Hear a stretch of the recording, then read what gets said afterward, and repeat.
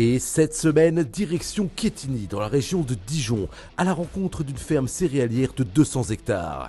Le père et le fils travaillent ensemble et on a profité de la moisson pour aller à leur rencontre. Et c'est le fils Valentin qui nous a présenté l'exploitation. Nous nous trouvons ici sur une ferme en système conventionnel, donc ferme céréalière, pas d'élevage. On exploite sur une surface totale de 200 hectares, donc que des cultures. Du blé, de l'orge, donc de l'orge d'hiver, de l'orge de printemps. On a nos têtes de rotation avec la moutarde. On implante du coup des cultures de printemps, donc du soja, de l'orge de printemps. On est 100% coopérateur avec Dijon Céréales. Tout ce qui est récolté est livré à la coopérative ensuite. Bon, pas de mystère, pour la récolte, ça a été compliqué comme tout le monde.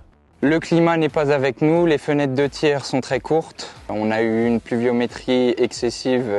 Les champs ne ressuient pas, surtout qu'ici on est sur une région avec des argiles profonds, donc c'est des terres qui sèchent mal.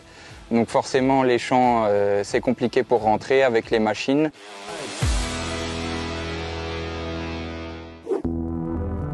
Trois semaines avant la moisson, l'exploitation a acquis un système d'autoguidage.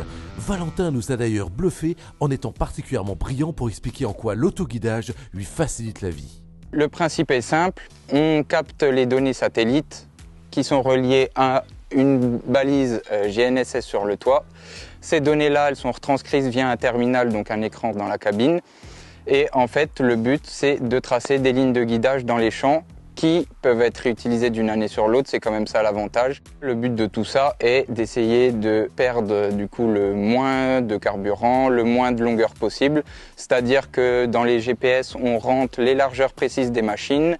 Comme ça, admettons, on peut reprendre plusieurs lignes de GPS sans reprendre celle qui suit. Donc ça nous évite par exemple de reculer, de reprendre, de reposer la machine. Concrètement, si on parle rentabilité, quels sont les avantages générés par l'autoguidage ? Sur l'activité moisson, on gagne à peu près 12% sur une journée. Donc c'est simple, vous travaillez 10 heures, c'est comme si vous aviez travaillé 11 heures. Sur les activités de semis et de fertilisation, on est à peu près à 6%. Sur un outil comme ça, c'est très vite rentabilisé. Merci Valentin.